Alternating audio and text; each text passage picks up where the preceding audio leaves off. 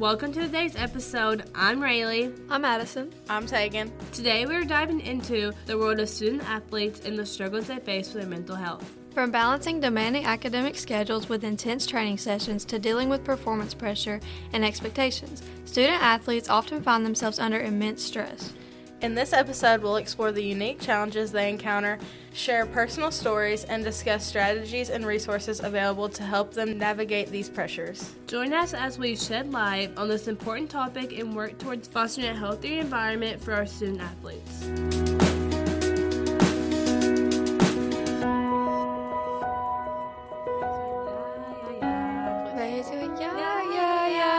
Did you see Hey, that? That was good. Get out of here. Taegan, your turn. Go right okay. on sync. Ready? 3, 2, 1. 1, 2, 3. Raise your yeah. That's good. Okay, we can continue now. Yeah. Okay. No, that's going to be the intro now.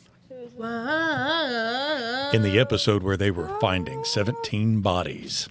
Oh, hey, it's Kaysen. Oh, hey, Kaysen. Yeah, just put it on my desk. Thanks. Thank you, Kaysen. Bye, Kaysen. What's that called where they get a feature? Is that fire alarm? Are you? Oh, wow. Okay. So we're back. We just had a fire drill. How was that fire drill for you on a scale of 1 to 10? Honestly, not great. There was a wasp, Yeah, I got terrorizing. Yeah, and I some see. kid got mad because. So, okay, story time. So there's a wasp. It landed on this kid's hoodie. And this nice boy tried to get the wasp off his Shout out to hood. Brayden. And this kid goes, "Why are you touching him?" I said, it could have stung the back of his neck. What He if was he's just trying to help him out? Like, Saved his life. yeah, good lord. Can we please talk about what happened this morning in class? What What happened? happened this morning in class? I think Mr. Crockett tried to tune it out. Sometimes I just dissociate and I just stare off into the distance. Yeah, you looked at her. Because she was getting mad that we even tried to, make that motion I'd against be her. mad about it. If you all rebelled against me and was like, can we vote Crockett out? I'd be mad about it. Yeah, and then I look at you and you're like, they can technically do it. Sometimes you just look at elections and wonder why so many people voted the way they did. Sometimes you just do. Today we're sitting here with Rhaleigh, Addison, and Taegan, 3 of my favorite students. They sit right there in the front row section, loudest amen section in the room, right? Yes. And they have a unique perspective on the honors classroom. They're going to talk to us about being student athletes in the honors classroom. I am reminded of years of students beforehand who didn't know if they should take this class because, well, I've got basketball in the spring. Well, I've got football in the fall. And I think a lot of times they're worried that athletics are going to conflict with what we do in here. Did any of you feel that way at all at the start of the year or even as we approached Christmas with basketball season or anything? No, it got hard, because some of the work was you definitely have to put more time and energy into it because you are in an honors class. But it really didn't impact basketball any. Okay. Yeah, there was multiple times that me and Taegan had to take our book on the road when we had AAU tournaments, do our notebook and read and journal. So it was a lot to put into, but it works out at the end of the day. Yeah. Tonight we've got a basketball game. We've got a regional basketball game tonight, right? Regional playoffs. Yes. Yep. And tonight we're playing. Franklin County. And how are you feeling about that? A little bit nervous. I'm nervous. Not saying that we're going to win. I know we're going to win, but it's on the game road. It's on the game. It's on the road. Yeah. Yeah. It's definitely nerve-wracking when it could be your last game, yesterday being your last practice. But we got it. If we win tonight, where do we go from here? Wednesday, but I'm not sure I don't think we know who we play yet. Yeah. Where would we play? Do we know? Probably Cookville. Yeah. I think it's still at Cookville again, Cookville. and Okay. that's regional championship, right? Yeah. Yeah. So we played Lawrence County Friday night. So Yes. that was the number 1 seed versus the number 4 seed, right? Yes. And then Cumberland played Franklin, and they was 2 and 3. Yes. So now we're playing 1 and 2.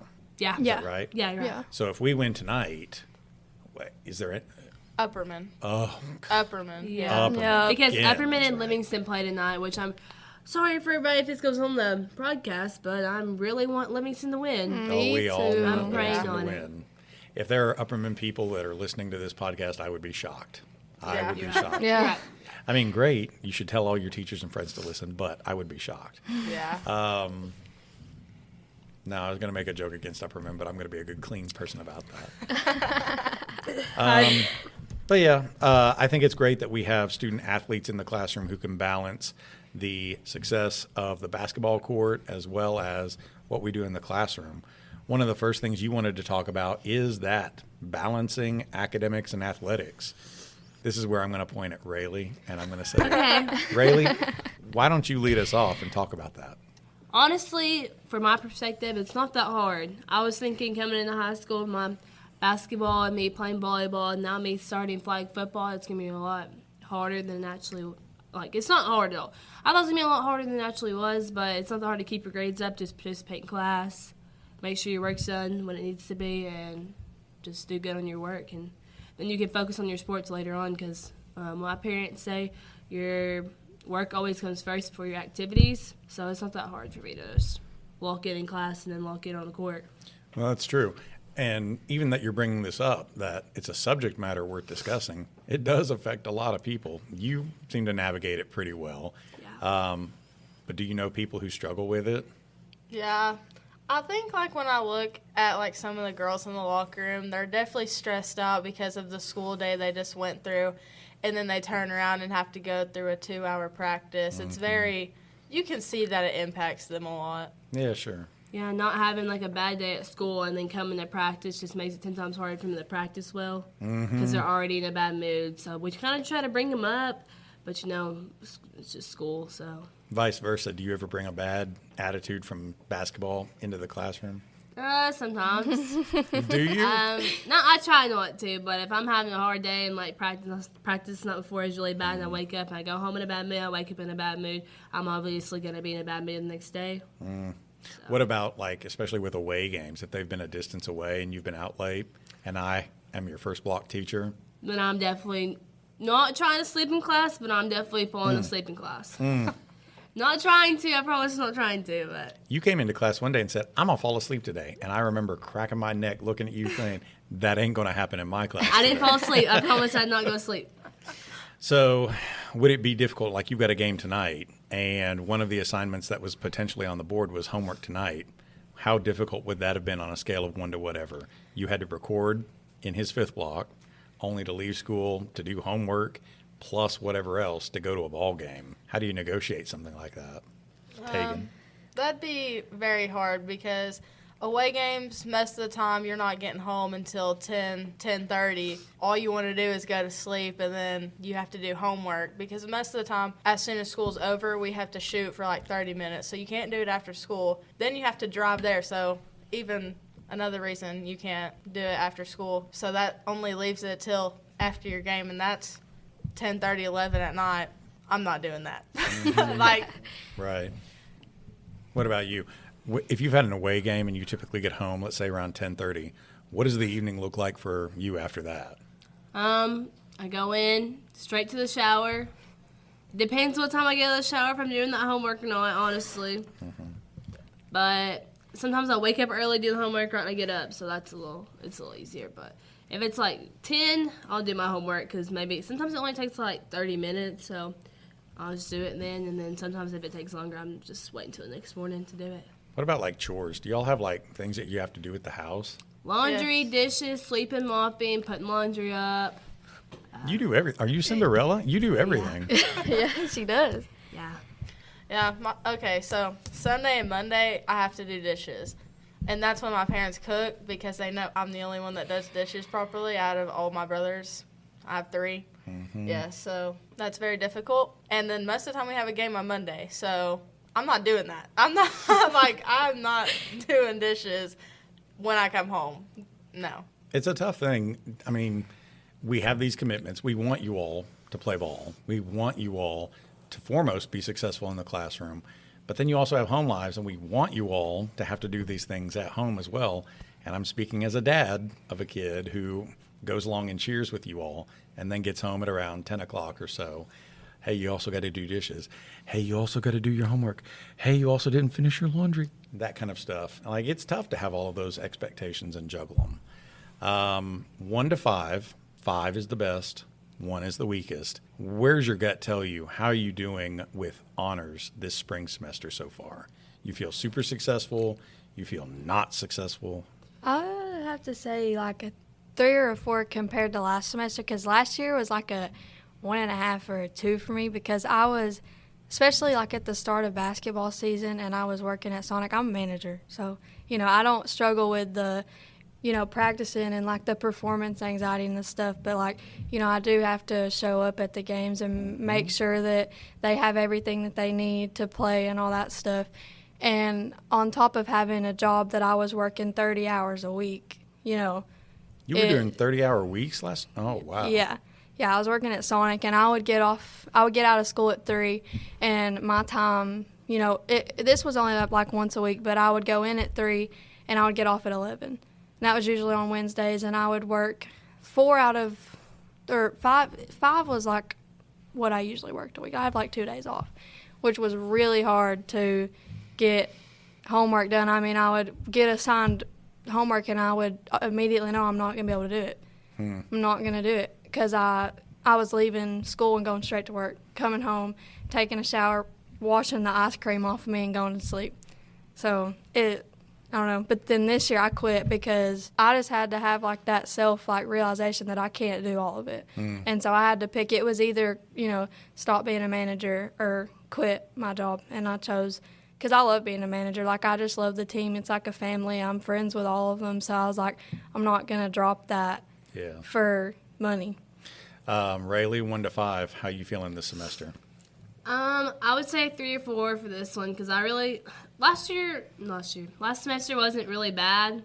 I feel like I did better last semester. It was a little easier for me, but this semester I really need to improve on my essay and my writing skills. So I think I should focus more on that, which is just going to take time.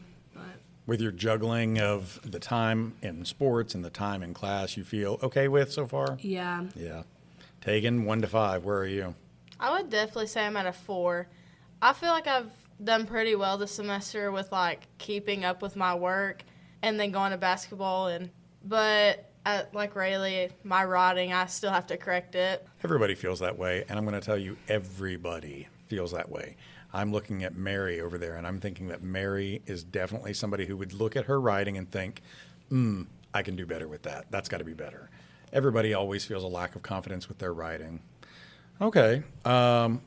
What other strategies or anything you've got on here? Strategies for maintaining a healthy balance. What other strategies would you offer to students who are like, man, I can't juggle both sports and classroom? And I also ask this as a dad or of a junior who's looking to balance work life, cheer, school life. I feel like at the end of the day, for your mental health, it's okay to give up something. Like, if you can't physically do it anymore and it's physically draining you, it's okay. Just give up one thing. I would definitely say to know your limits. Like, you can't do everything. You have to have boundaries for everything that you do.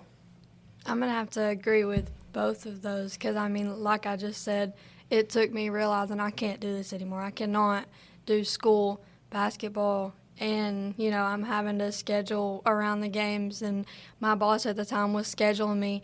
I was pretty much, if I wasn't at a game, I was working. Yeah.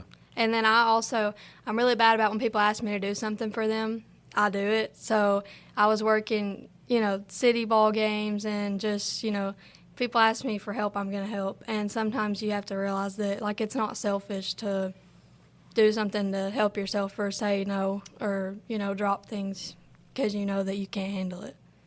I feel like it's a lot on your home life, too. Yeah. Because you working so much that how are you supposed to go home and be like, spend time with your family and stuff like that, like your little sister? Like, she looks up to you as a person, and, like, she's not there to spend time with you, so, like, what is that benefiting for her, too? Yeah, and I know she would always come up to me like, Addison, when are you going to be home next? And I'm like, well, I work tonight, tomorrow night. We have a game on Thursday. I work Friday night, and it was all the time. So I 100% agree with both of them. Like, you have to realize, you're going to miss out on the paycheck, but it's not worth it. And I kind of had to know which one meant more to me, the memories that I make with these girls or the paycheck that I'm getting that only lasts until I spend it, which wasn't very long. Yeah, because I know I definitely look up to my little sister, or like she looks up to me, so it's a lot. I try to do my best, just for her to look up for a role model. I know Taegan tries to do her best for her little brother, so. Yeah. I was going to say, do your brothers look up to you, your older and younger brother?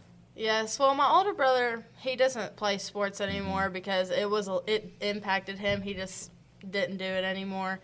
But both my younger brothers, they definitely look up to me when it comes to sports and academics because I've always tried to keep my grades up, do good in sports, and they've both gotten into basketball watching me play. So they definitely look up to me, and I try to be a good role model for them.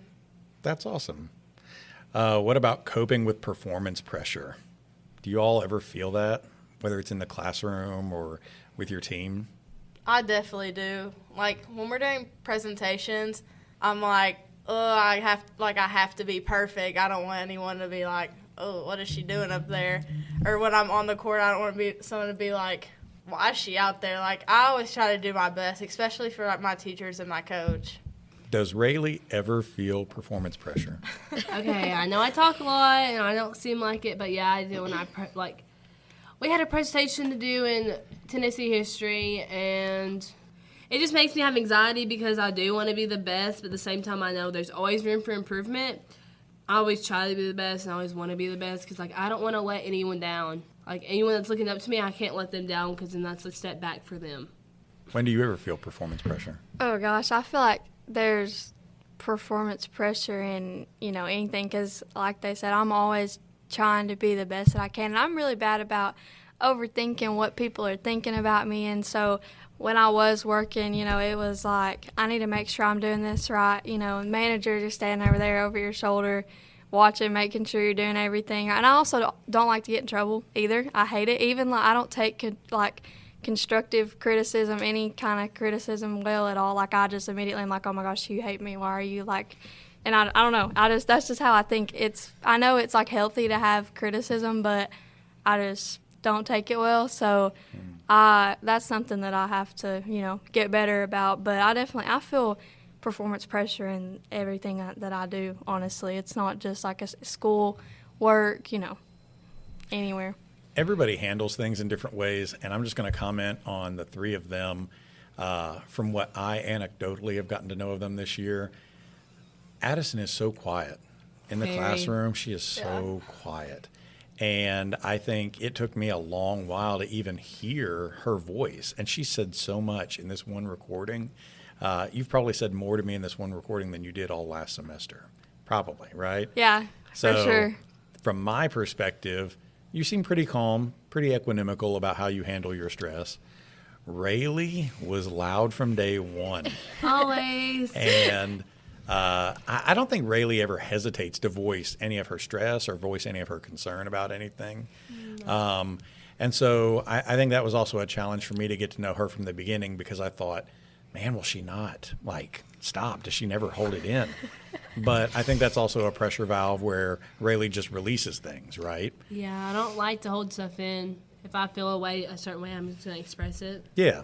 And Taegan is in a halfway ground. I think she leans more toward Rayleigh's method and personality. She loves you. But there's also times when she's quiet about things, or she may not say exactly what she's thinking about them. But I think you're wonderful people, and I think you're doing great with handling what you're doing in here so far.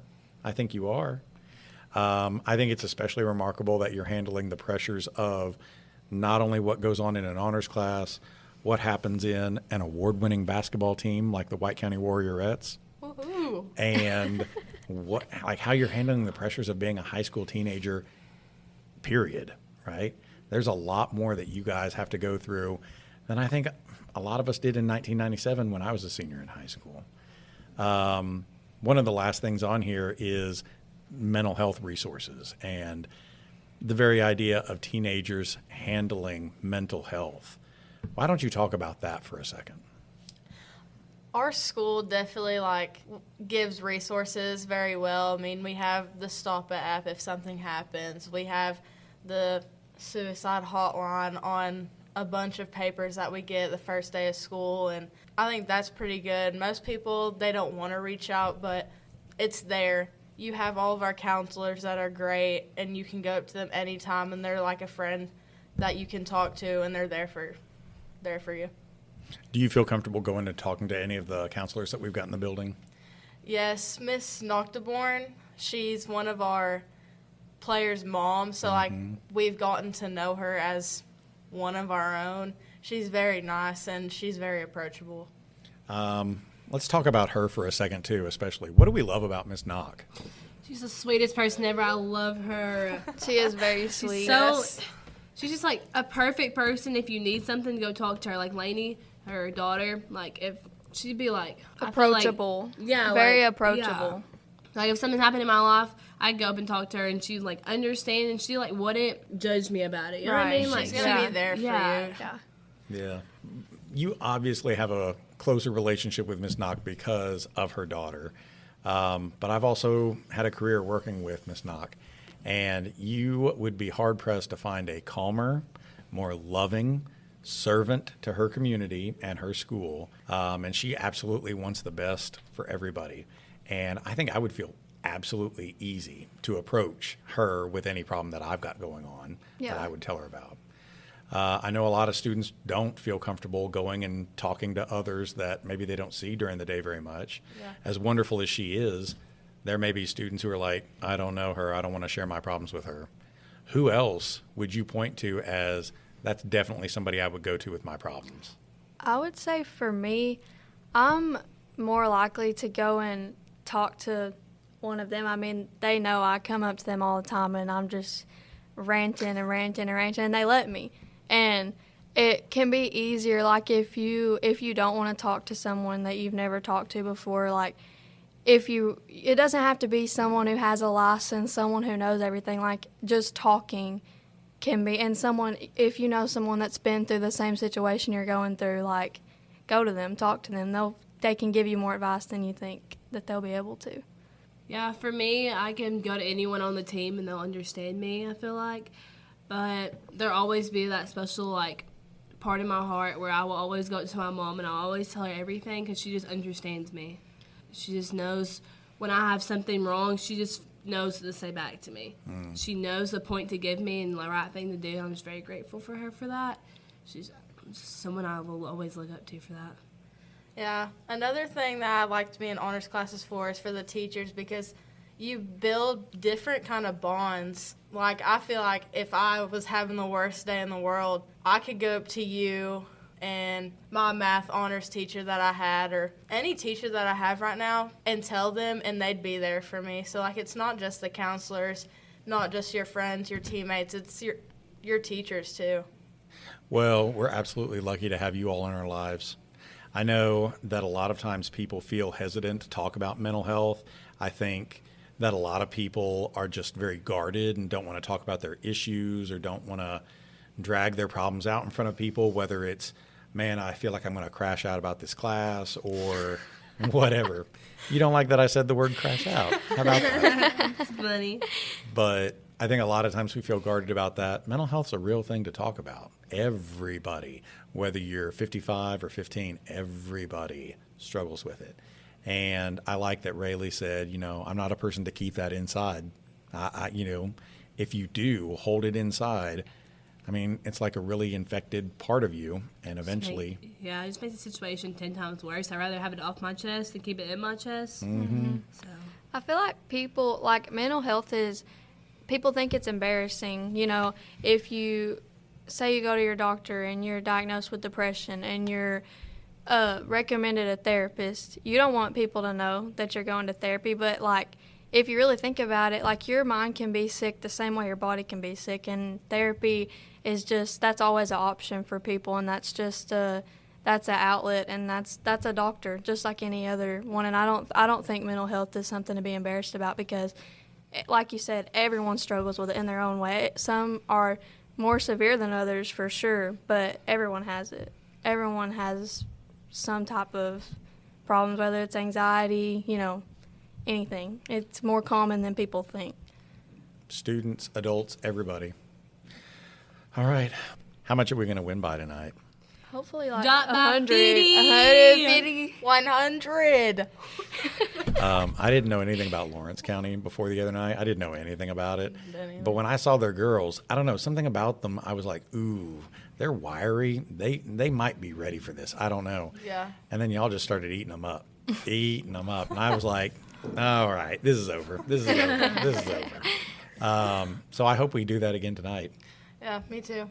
Yeah. Me too. I texted my brother in the middle of the game too, and I sent him a picture, and I was like, regional basketball game, end of February, almost March Madness. I said, I love this time of year. I love this time of year. I love basketball games.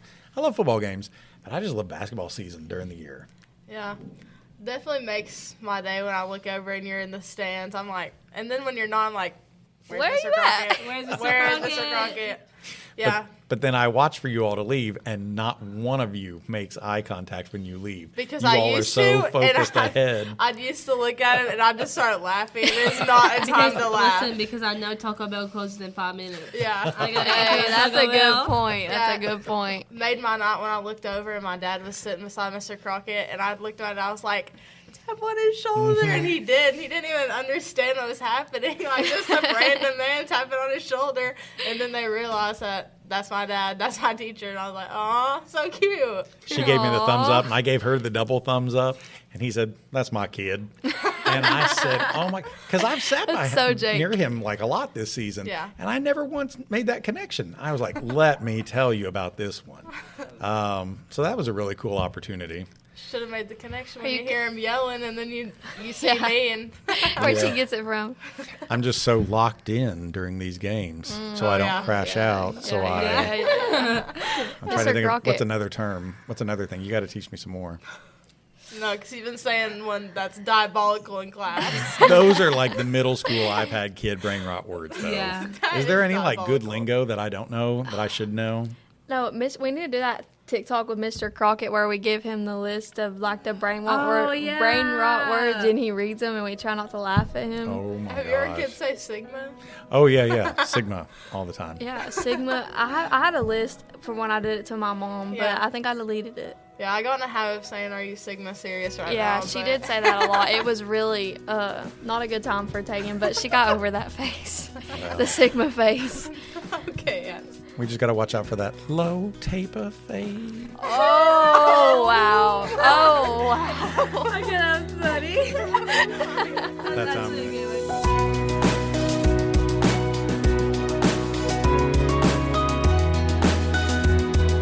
Thanks for tuning in to today's episode on student athletes and the mental health effects they face. We hope you found our discussion insightful and that it shed a light on the importance of mental health well-being in the world of sports. Remember, taking care of your mental health is just as crucial as your physical health. If you or someone you know is struggling, don't hesitate to reach out. Stay strong, stay balanced, and join us next time for more important conversations.